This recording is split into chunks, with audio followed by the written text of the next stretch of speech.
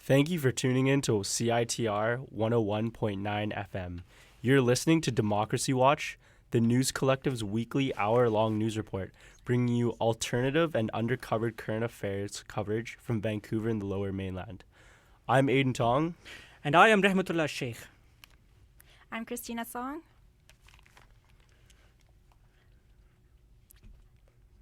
So it's time for our headlines. But before that, just a reminder, it's Thursday, of course, February 8th. It's about 5:05 p.m. We are broadcasting from UBC's Vancouver campus on the ancestral, traditional, and unceded territories of the Hunkaminam-speaking Musqueam people.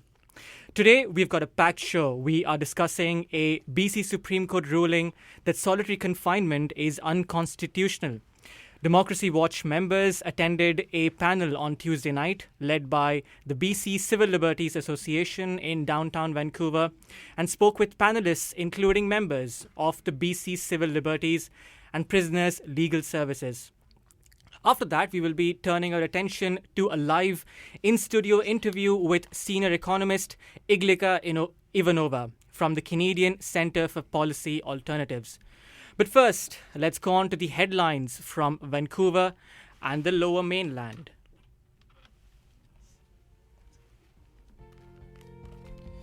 Alberta Premier Rachel Notley took an aggressive stance Tuesday when she stated Alberta would stop importing BC wine as long as the BC government maintains it will ban increased bitumen shipments to the West Coast. Some believe this move could turn into a trade war, just because of BC's resistance to the Trans Mountain Pipeline expansion project.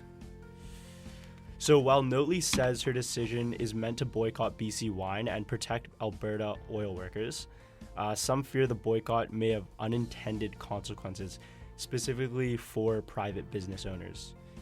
The Institute mentioned that 30% of all wine sold in Alberta is from BC, and that has a retail value of $160 million.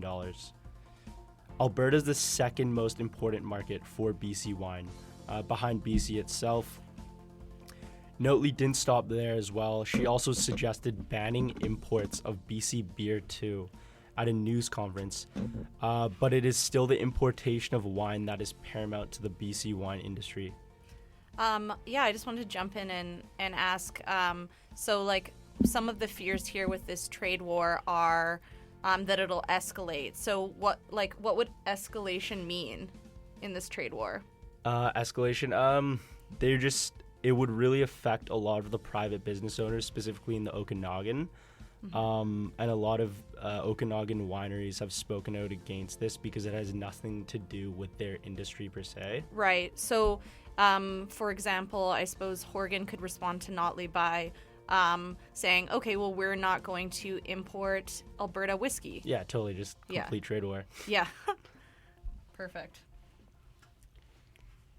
So Turquoise Hill, a mining company based in Vancouver, has been revealed by a Dutch nonprofit to have avoided taxes by setting up a shell company in Luxembourg to avoid taxes both in Canada and in Mongolia, where the mine actually exists. So the mine, it's called Oyu Tolgoi, and it's in Mongolia, one of the largest copper mines in the world. And Turquoise Hill is actually a subsidiary of Rio Tinto, a British-Australian corporation. And a mining company like this is not uncommon in Canada. In fact, we have 75% of the world's mining corporations. And this is because we tend to turn a blind eye to companies that have shell corporations in different countries and pay less taxes than they would if they were operating fully here. So, and also because we also turn a blind eye to questionable environmental and labor practices, such as the China Gold Corporation has been found to have not put in place good safety regulations in the past, and it's caused mudslide and it caused insufferable, a lot of damages in Tibet in 2013, and there was a lot of protests in Vancouver actually, but they've largely gone unpenalized. And so the Mongolian government, since this report has come out, has slapped the company with $155 million in extra taxes. But the company says that it's not going to pay because it's an agreement with the contract that it signed with the government in 2015. And what's really reprehensible about that is because Mongolia is not exactly a country that has a lot of resources, and they can't afford to have an adequate education system. And this corporation, which is actually taking things out of the land the country is in, they're not paying enough taxes to support government programs like that. Right, yeah. This is interesting because it's sort of coming at the back of the Paradise Papers, where about 3,000 Canadian families were reported to have offshore dubious investments. So coming within the context of that, and especially with the kind of industry that this is tagged along with, which is again questionable, it's the mining industry with its own murky dealings. This makes for quite a revelation. What do you think? I think that it kind of is, yes, endemic of the corporations now setting up shell corporations in a place like Luxembourg, where they have a really favorable corporate tax rate. For example, Luxembourg, they're only charging 4.2% to Turquoise Hill, while the company would actually have to pay 10.5% in Vancouver or in Canada. And like the government's response has been really like chill, because I think, for example, the EU, they just made a blacklist of 17 countries that are, ostensibly tax havens, and the list is pretty much ineffective because there's no consequences for these countries for harboring these corporations. Yeah, it's not something that they can be really chilled about because, as you've noted here, 75% of the world's mining companies are based in Canada. So if this is a precedent for them to evade taxes and have dubious offshore investments, that's something that they're going to have heated discussions about rather than being chilled about. So, yeah, that's an important piece of news. Going on to the next one. We have Aiden Tong with the next piece of news. What do you have, Aiden? A man in critical condition and 3 arrested after a fight in downtown Vancouver.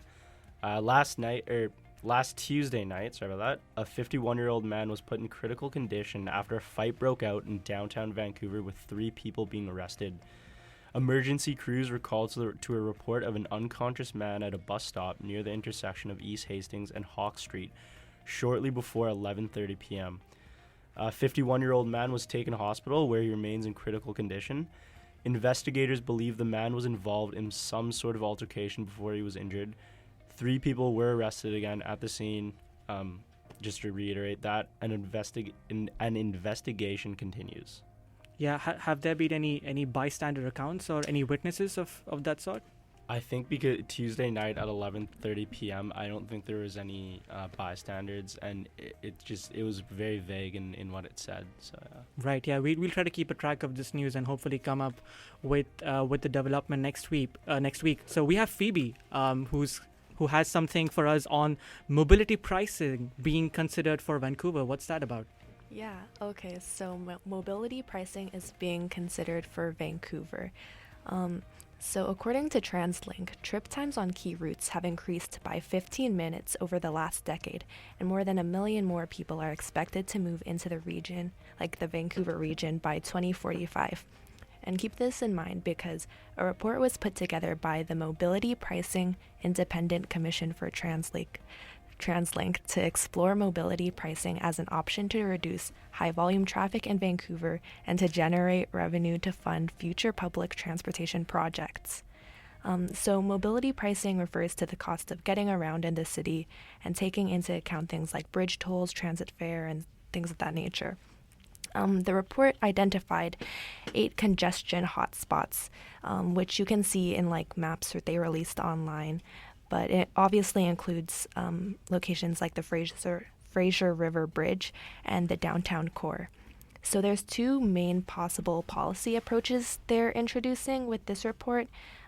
Congestion point charges, which charges vehicles when passing a defined point or location like a busy section of road, bridge or tunnel, or like charging vehicles when they pass through entries and exits from like a defined area. And the second approach would be a distance-based charge varying by time, location, and direction. So some locations and times would have a higher like dollar per kilometer charge at certain times of the day. And this is possible now because of cheap technology, which enables cities to easily erect cameras to capture license plates or employ GPS systems to monitor car use. Singapore, actually, who already implements mobility pricing, is experimenting with a per kilometer charge using a GPS tracking device to monitor the distance, zone, and time of day that people drive. So Phoebe, I think it's important to keep in mind that it's not really the physical toll or the manual toll system that we've had since like the 50s. I think these tolls or these toll systems would be relatively easy, right? Yeah, so it could be like a chip option, which is read as the driver passes a receiver, and registered users would earn incentives, and the system would help bill for zone use. But it's pretty interesting because I don't know if people would want to be like under surveillance like this, but yeah, it's something to think about. And oh, did you have more? Sorry, I was just wondering, could you name one of the hotspots that would fall under one of these tolls? Like the Fraser River Bridge and the downtown core. Yeah, so we have a lot of traffic going in there, so it'll probably reduce a lot of traffic or raise enough revenue so that the upkeep of roads would be a lot more affordable for the city, right? Yeah, it's also interesting to see when everyone's discussing about driverless cars and the possibility of congestion being reduced on the streets. We are coming up with holistic policy proposals on how we could generate revenue on one hand and at the same time reduce congestion in the main hotspots of the city. So it's going to be interesting to see how overwhelmed the transportation infrastructure will be because of more people moving into the region. So yeah, that's interesting. Speaking of economics and infrastructure, we also have something on the housing plan. Vancouver's new proposed housing plan was released earlier this week. The city of Vancouver announced this 10-year housing strategy, the main goal of which is to build 72,000 new housing units by 2028. Now, this is what the plan looks like when you break it down. They're going to be 2/3 of it is going to be rental housing. 40% of new homes will be for families, and 12,000 will be social supportive and not-profit cooperative homes. The plan is also meant to increase ownership options for first-time home buyers, families, and seniors intending to downsize, as well as increase protections set up for current renters. Now, that being said, all this sounds awesome, but then it does have some chinks in its armor. It seems to miss some clauses now, especially when it comes to affordable and social housing units for low-income families, especially affordable housing in the downtown East Side community. No exact locations or any of those details have been specified, or about anything has been specified about displaced people as well. Under the city's definition of social housing, even if you have 70% of the housing prices at the current market price, the city considers this as social.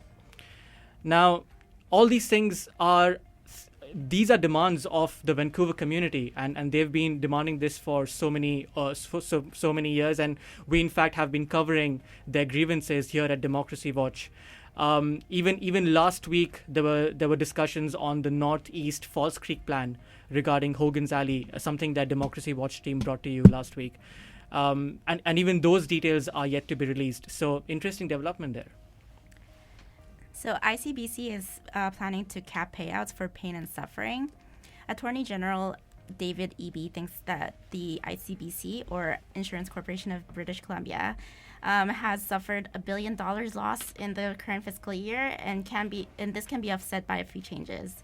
Those include capping payouts for pain and suffering from minor injuries to $5,500, and that's 2/3 below the current average. It also means streamlining disputes in insurance claims through a new independent tribunal.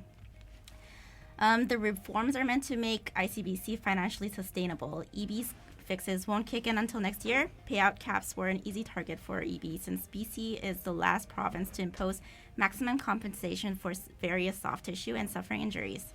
Some have pushed for ICBC to be privatized to increase competition and reduce the public financial risk, a proposal that EB has steadfastly resisted. Well, the losses are indeed painful. You've been listening to Democracy Watch on CITR 101.9 FM, the News Collective's weekly local current affairs radio show. Stay tuned, we have some more things coming up on the other side of this short commercial break, especially from BC Supreme Court ruling that solitary confinement is unconstitutional. Stay tuned.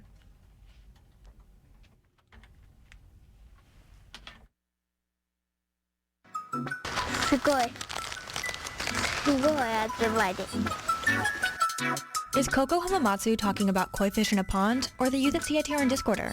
Get info on your wares, services, or events directly to students, musicians, artists, and all the coolest cats from Bellingham to Squamish by advertising with CITR and Discorder, on air, in print, or online. This can be your reality if you email us at advertising@citr.ca or call 604-822-4342. Visit citr.ca for rates and packages.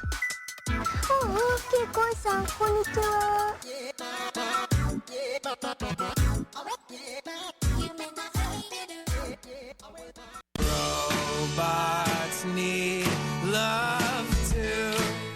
This is Dan Mangan, and you are listening to CITR 101.9 in Vancouver and surrounding university area. They want to be loved by robots need love too. They want to be loved by you. Beside, proximity to the arts is cleansing for the soul. If there's any lesson we can take from High School Musical, it's that the arts are a vital part of any community. Join the CITR Arts Collective to see movies, theater, dance, or live comedy shows and share your thoughts on air. The Arts Report airs every Wednesday at 5 p.m. Email volunteer@citr.ca to get involved. Do you have any awareness of what's been happening with newspapers in the last 10 years? Not at all. I mean, truth is, I don't even get them anymore. I just read the news on my phone. It's so much better, and it's free. Yeah, that makes sense. The future of news media is in your hands.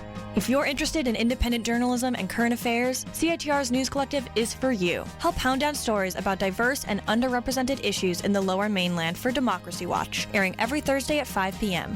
Email volunteer@citr.ca to get involved. At Dunkin' Donuts, each and every radio show is brewed fresh and served fresh at the peak of its flavor. If you're a tough customer, only the taste of this radio show will do. So go ahead, let Dunkin' Donuts make your radio experience exquisite. Indeed. Dunkin's Donuts, serving sweet treats from the pop underground. Thursdays, noon to 1.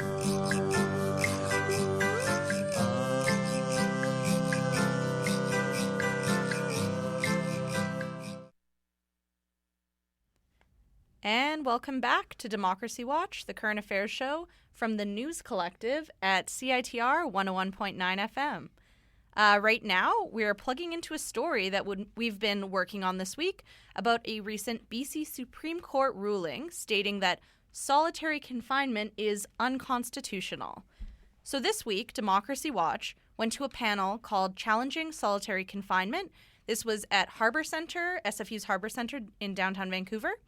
The talk was hosted by the BC Civil Liberties Association, and the panel featured people opposed to the use of indefinite solitary confinement in prisons. Some of these panelists included Bibas Vase, a litigator who was counsel to the family of Christopher Roy. Christopher is someone who hung himself in solitary confinement in June of 2015. Jennifer Metcalf from Prisoners Legal Services, as well as Laura McIlney and Cecily Nicholson from Joint Effort, and Yves Cote, a person with lived experience enduring solitary confinement. The panelists weighed in on the decision and considered what its impact would be on prison justice in BC and Canada. So here is the piece. Take a listen.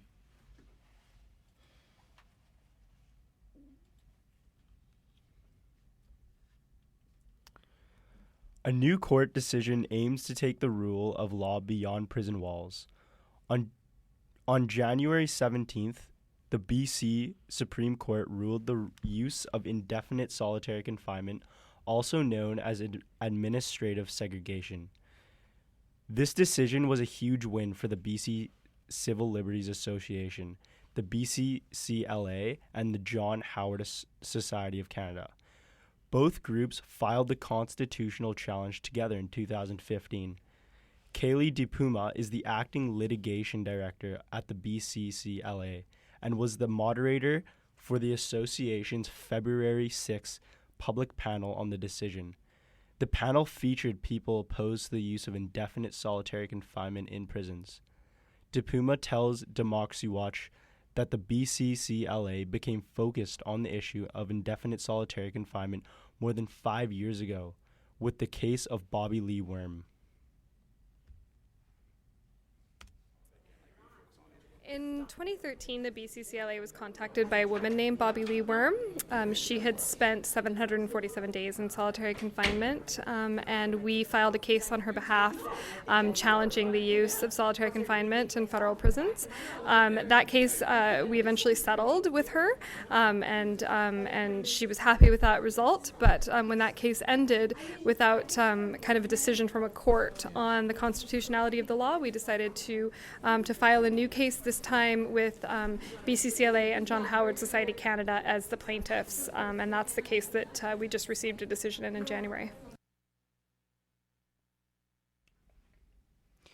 Justice Peter Leask, the BC Supreme Court judge presiding over the case, declared that the law governing the use of solitary confinement, the Corrections and Conditional Release Act, or the CCRA, violated sections of the Charter of Rights and Freedoms.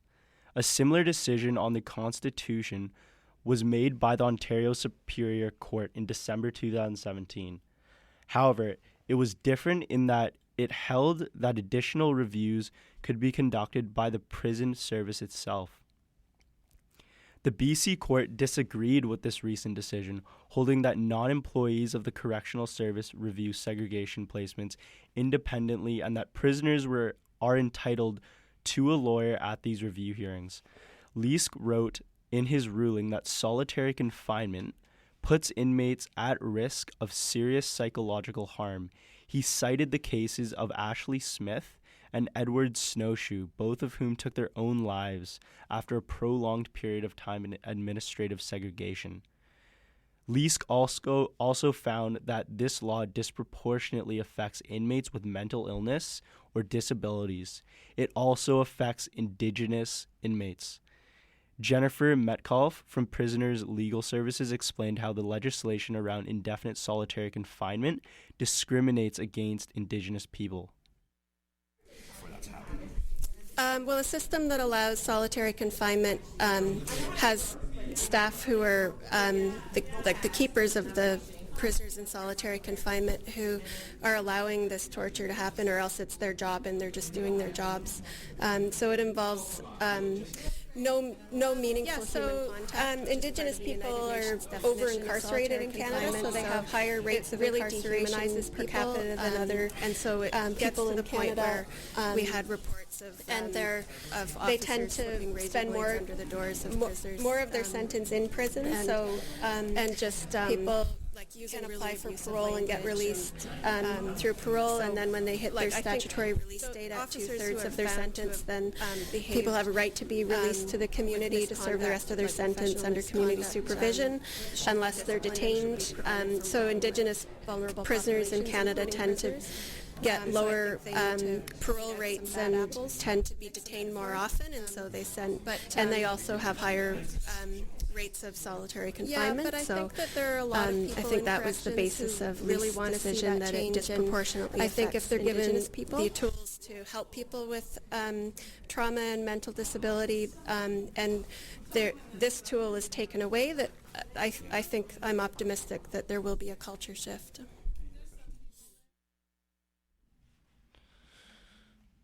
DePuma said that there is a lot of potential with this decision, but that its success requires the government to do what's right.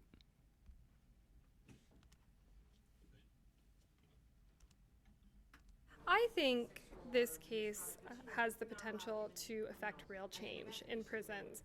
I think that's going to depend on the federal government doing the right thing and drafting legislation that doesn't infringe the charter rights of inmates across the country. The government has to follow the law, and the charter is the highest law in the land. We have a court telling them what it means and how it applies in this situation, and now it's their responsibility and their obligation under the Constitution to make a law that complies with the charter. And we think that they're capable of doing that, and we expect that they will do so, and we hope that Canadians across the country will take up this issue and advocate and put pressure on them to do what they know needs to be done.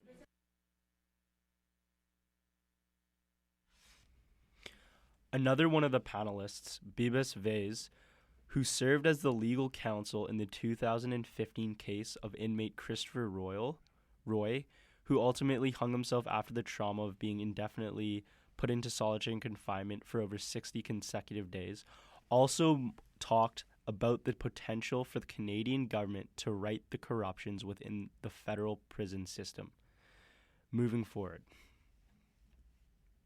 Is that there's a history of non-compliance, right? So you come up with all these laws, you say we're going to bring laws within the prison walls, and it continues to not be compliant with, and sometimes in egregious fashion. We're not just talking like a couple of regulations here and there that aren't being met by the prison authorities.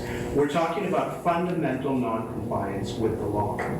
And what's important about that is that what we have to think of going forward in terms of the remedies that the court has provided, striking down sections 31 to 33 of the Corrections and Conditional Release Act, is that no matter what laws are going to be written in the future, no matter how we get oversight of the solitary confinement process or the segregation process, it is only going to be as effective as people are willing to advocate that the laws should be applied and applied humanely and consistently with the Canadian Charter of Rights and Freedoms. So Canada can come up with a great set of laws in the next 12 months that they're required to. What's going to matter is how much pressure, how much advocacy, how much work is put into. I think what I want to say is that, look, an implicit thing that comes from the judgment from January 17th is that it wasn't impossible, even under the current laws, for the government to administer solitary confinement humanely. So what happened is, operationally, they didn't do the things that they were supposed to do. Most of the speakers talked about a culture shift that needs to happen in Canada for the conversation around the use of solitary confinement to move forward. Here's Jennifer Metcalf again, weighed in on the cultural change that needs to happen. The keepers of the prisoners in solitary confinement who are allowing this torture to happen, or else it's their job and they're just doing their jobs.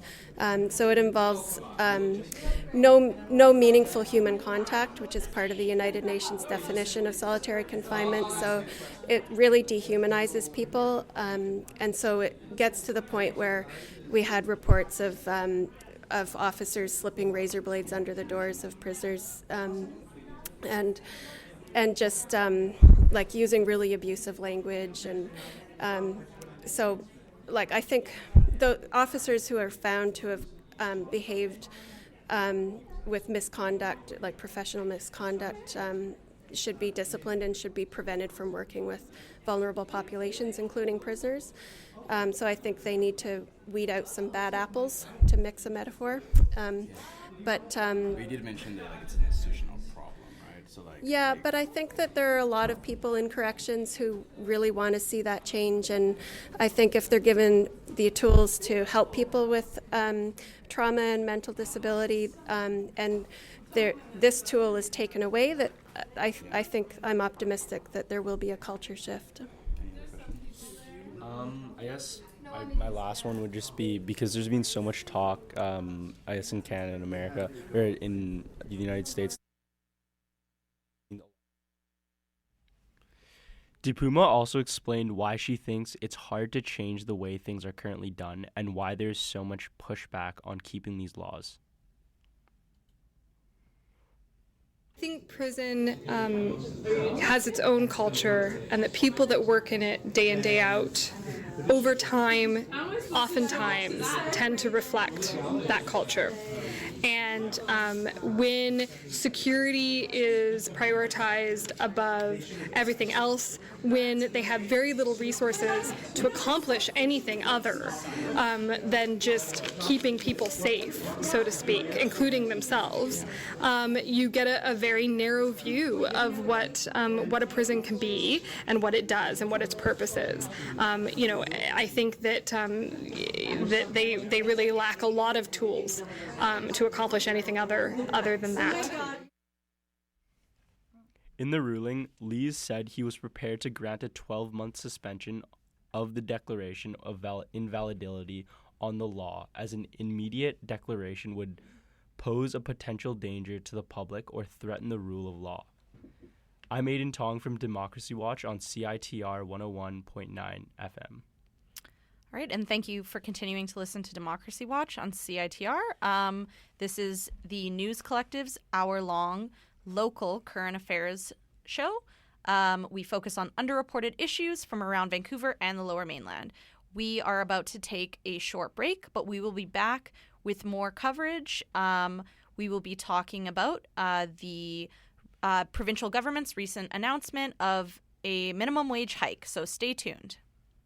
I think the news midweek, when the midweek news broke that Teo Desar wasn't going to be playing in this game. Growing sport, and to do it on a university campus with an educational message behind it. They'll be facing off against all the big teams from all the other conferences and the nationals. Want to be a CITR sports broadcaster? Looking for a cool way to get involved in UBC sports? Then email sports101@citr.ca or come by our station in the Nest to find out more. See you soon. When you join Balloon Club, we guarantee that you will be able to make a balloon poodle within the first day. Here at the UBC Ant Club, we just like to talk about ants and compare ant farms. It's really cool. Paperclip Club is all about, well, paperclips mostly. At Blah Club, you can blah blah, blah blah blah blah. Explosion.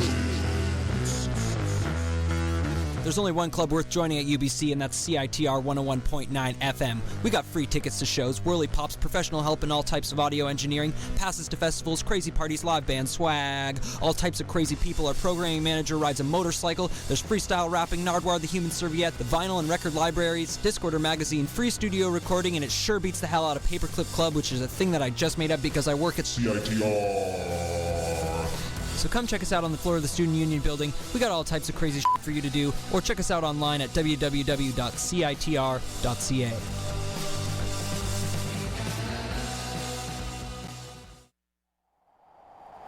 There's nothing good about winter. The days are shorter, the sun isn't as sunny, and it's freaking cold. Yeah, but there's also the annual winter issue of Discorder. Pick up your copy of Discorder, that magazine that's salty enough to melt the iciest of seasonal affective disorders from CITR at one of our over 100 distribution locations. To share some fireside cheer with Kathleen Hepburn, a local independent director, enjoy a cup of metaphorical cocoa with BB over their first full album release, make some non-denominational sugar cookies at Chinatown's Pollyanna Library with Jonathan Q, take a sleigh ride through CITR's seasonal special listening guide, and of course, enjoy reviews of local shows and new releases. And an extra special holiday shout out to our advertisers, Timbre Concerts, the Rickshaw Theater, the Rio Theater, the Cinematheque, and Mint Records. I guess winter's not that bad.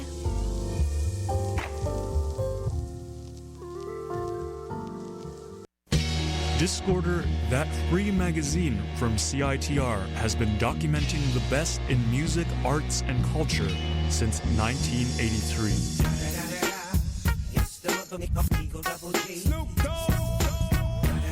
Let's see what one man of prestige has to say about Discorder. What up, though? This is Big Snoop Dogg, and I fucks with Discorder magazine. How about that?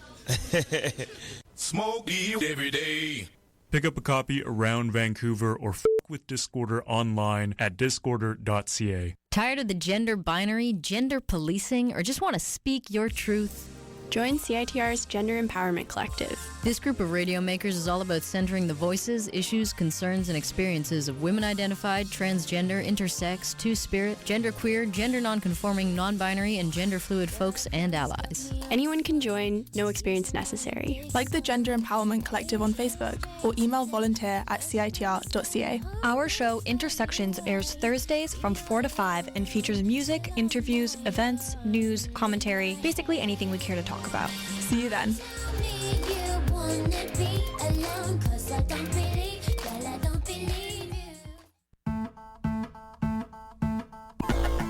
I'm Melissa. I'm a settler from Epiquet, or Prince Edward Island, the traditional territories of the Mi'kmaq peoples. Hi, I'm Ben. I'm Jewish and Korean and grew up mostly in Shawnee Territory in the United States. My name is Autumn Schnell, and I am Treaty 11 Gwich'in and Inuvialuit on my mom's side, and on my dad's side, I am of German descent. And we're members of the Indigenous Collective. Do you have a passion for Indigenous issues? What about decolonization? Our show Unceded Airways airs every Monday at 11 a.m., so come by CITR to hang out. If you're interested in Indigenous representation and empowerment, or just want to hang out with cool folks who are, then this collective is for you. Email volunteer@citr.ca to get involved.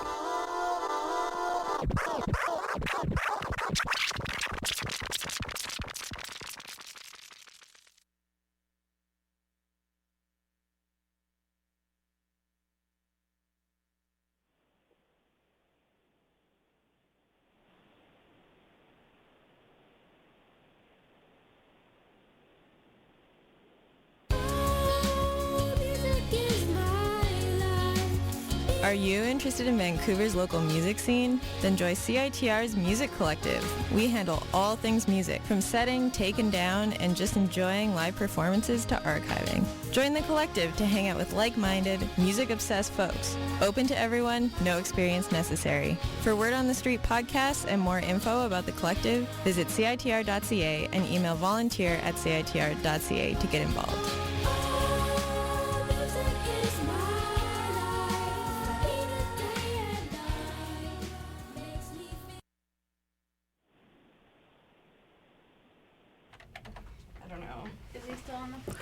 And we are back. This is Democracy Watch on CITR 101.9 FM. We just heard a story on the BC Supreme Court's ruling that solitary confinement will now be deemed unconstitutional. But there's another piece of legislation that may be seeing the light of the day. We will be turning our attention to today's announcement by the Premier Hogan and his Labour Minister of a gradual minimum wage rise set to begin on June 1st this year. Now, the minimum wage will go up by $1.30. This means that in less than 4 months, workers will earn an hourly wage of $12.65. Additional increases will then take place until June of 2021, and that's when the rate will reach $15.20. Now, today on Democracy Watch, we have the senior economist at the Canadian Centre for Policy Alternatives, Iglika Ivanova, on the phone. Iglika is a feminist economist who researches and writes on key social and economic challenges facing BC and Canada. Hello, Iglika. Are you on the line with us?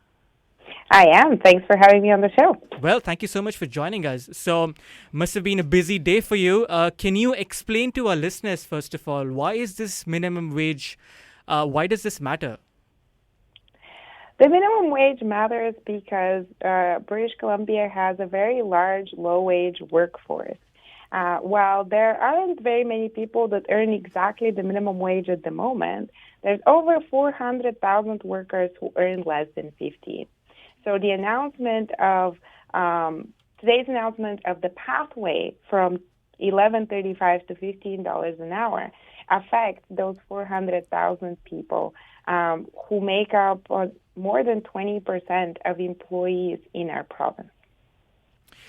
Right. Yeah, it's interesting that you accentuated the word pathway. Now, the Premier himself, the Premier also reinforced that this wage increase would be a gradual process, and eventually this will get us to about $15.20 in 2021, and at present it's $11.35. Why is this incremental approach being preferred over a more drastic increase? This is a really good question, and I mean, there was a whole big consultation undertaken in the province this fall by the new BC Fair Wages Commission to come up with, exactly how BC should move from the current minimum wage, which is $11.35 an hour, to $15.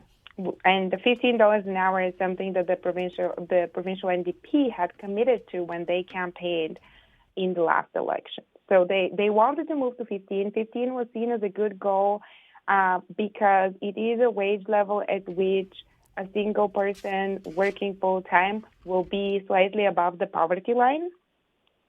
And so it's just the reason why it's taking a number of steps to get there, partially, I think, is that we're very far behind where we need to be. I mean, we're starting here at $11.35, a wage that is a poverty wage. So if you work full-time for minimum wage in BC, you're well below the poverty line, even if you have no dependents, no children to support.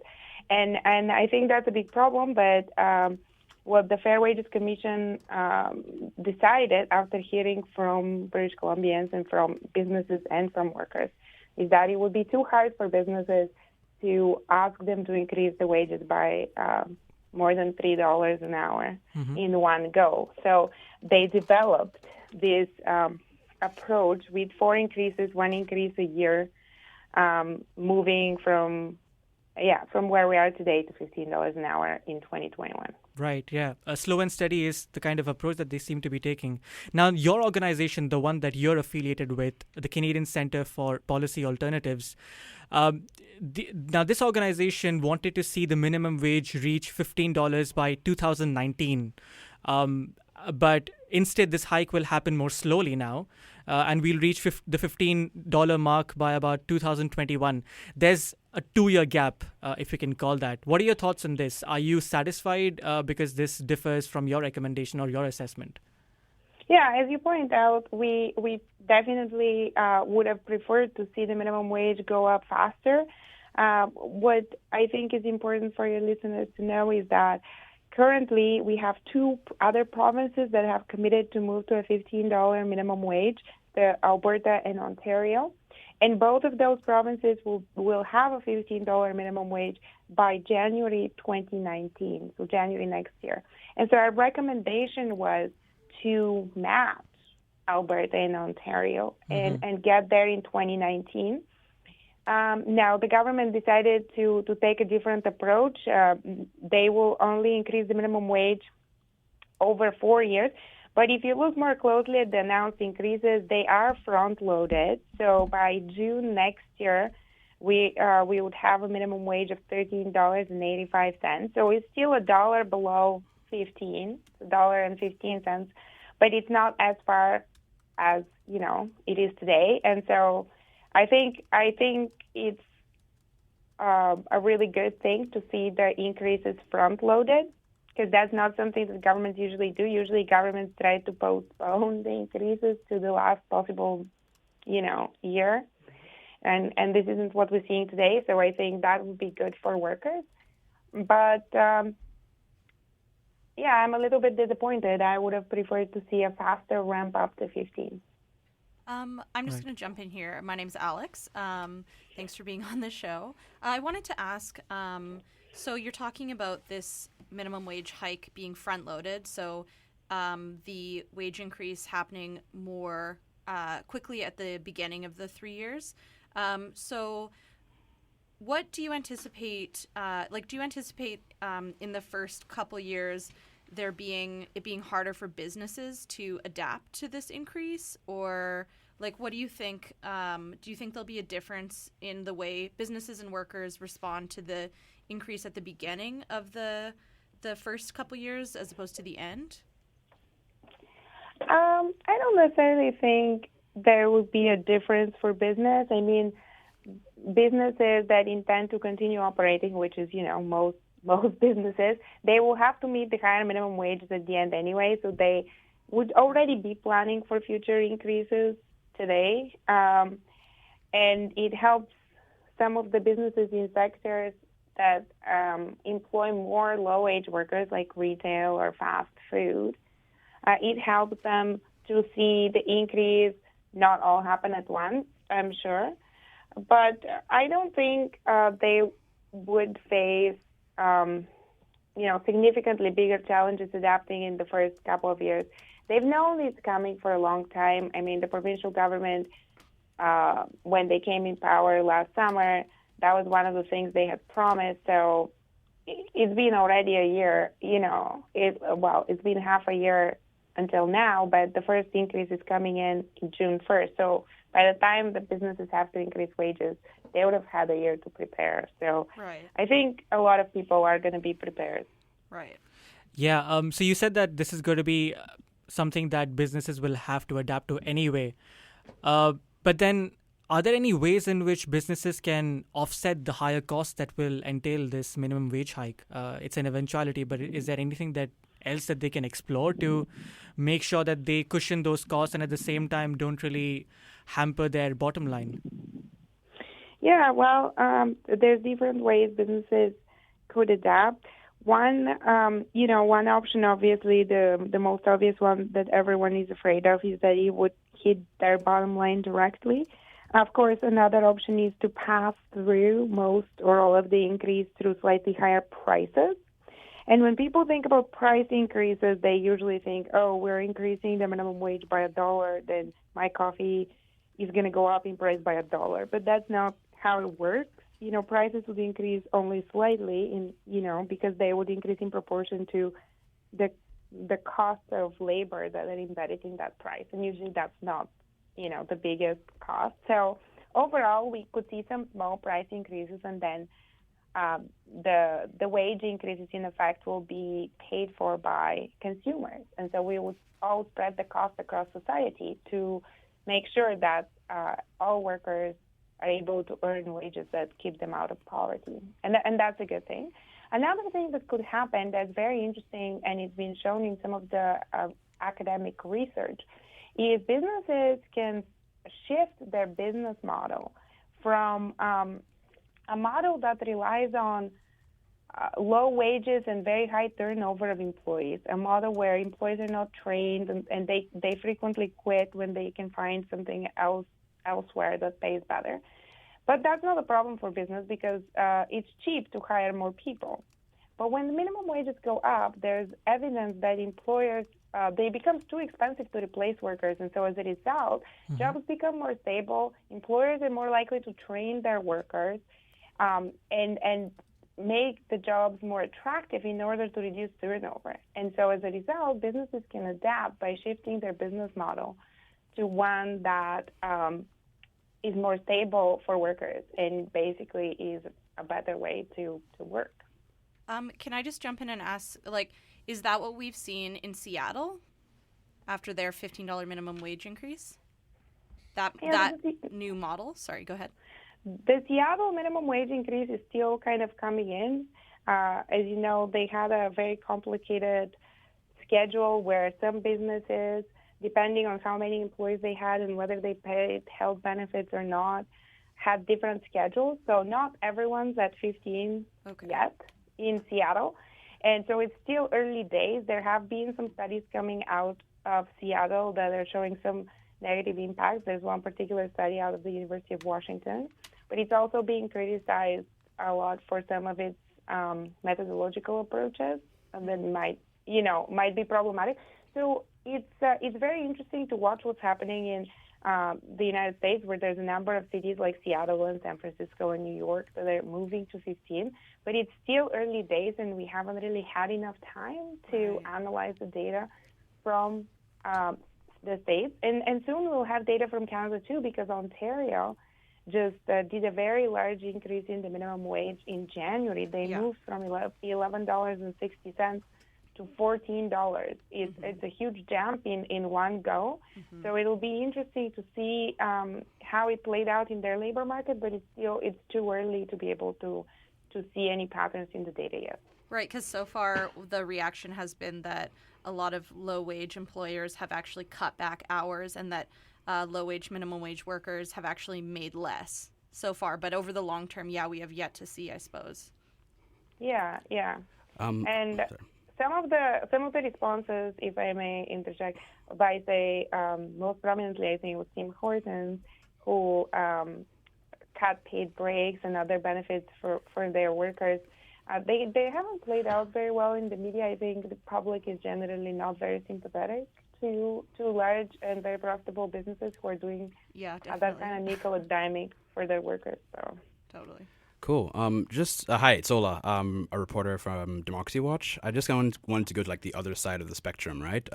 Some groups, there's some criticism of the $15 by 2021 mark, and complaining about how the fact that $15 by 2021 would actually be lower than the poverty line, probably due to the rate of like gentrification and like increasing unlivability in Vancouver, right? So what do you make of that? Do you have any comments on that? Yeah, I think it's really important to consider, $15 seems like a very big increase from where we are today, but in reality, it's not a very high wage at all. And given the high housing costs and generally the high cost of living, especially in Metro Vancouver, it's definitely not a livable wage. So I think it's important for people to remember that the minimum wage is just one tool that government has to deal with issues like working poverty. But there's other things that we also need to be looking at that will reduce the cost of living. For example, intervening in the housing market to make housing more affordable, or providing more affordable childcare, making education more accessible and affordable, thinking about access to prescription medication, universal pharmacare. These are kind of policies that would help bridge the gap between what people earn in their jobs and what standard of living they can afford to have. Thank you. Right, yeah. So Olamide just brought out the long-term effects of these minimum wage rise, right? So can you tell us what would be the impact of these wage rise on inflation? Don't you think there is some correlation between the two, and especially with what's happening with Dow Jones plummeting thousands of points in anticipation or in fear of the rising inflation? What do you have to say about that? Oh, I think there's many reasons why the Dow Jones is plummeting, and only some of and almost none of them have to do with the minimum wages in Canada. But I think the question about inflation is a good one, and people do often worry about that. I think most estimates show that the inflation increases caused by minimum wage increases are very small, and that's because even at the top end, as I mentioned, there's 400,000 people who work for less than $15 an hour. So that's over 20% of the employment, but it's still not the majority. Most people would not be affected. The most products and services that we buy don't have low-wage labor embedded in them. So it's not that big of a player in the overall economy. So any increases that we have seen historically come increases in inflation from minimum wage raises have been fairly small, and so that's not a major concern. I mean, inflation increases by many other factors that are way bigger than the minimum wage. And the other thing that I think is important to consider around this increase is the timing of it and the general economic state that BC finds itself. Currently, our economy is very strong. We've had 4 years of economic growth well over 3%, and we've had very strong employment growth over the last couple of years. And what we can tell from the academic evidence is that actually the negative impacts, any negative impacts of minimum wage increases are minimized at time of strong economic growth. And so it now is exactly the time for governments to make substantial increases to minimum wages, because the other positive drivers of the economy that are moving us forward will kind of mask and help businesses adapt to any challenges that come as a result of their increasing costs. Right. Interesting. We are coming to the close of our hour slot. I just wanted to quickly ask you a question about how a minimum wage hike would particularly affect women. Yeah, there's plenty of evidence that women are going to benefit more than men, because women are more likely to earn low wages, to earn minimum wages and wages less than $15 an hour. So we know that last year, about 60% of low-wage workers in the province were women. And that's very important in terms of reducing the gender pay differential and helping women achieve, gender equity. So it is, thank you for that question. It is something that's often ignored, but it's not just women, it's other groups that have traditionally been disadvantaged in our economy that will disproportionately benefit. For example, recent immigrants are also more likely to earn low wages. People of color, Aboriginal workers, First Nations workers are much more likely to earn low wages, especially First Nations women. So we are going to see a lot of positive impacts there, and I do hope that the data in a couple of years, when we have the data, will show a significant decline in working poverty for those groups. Yeah.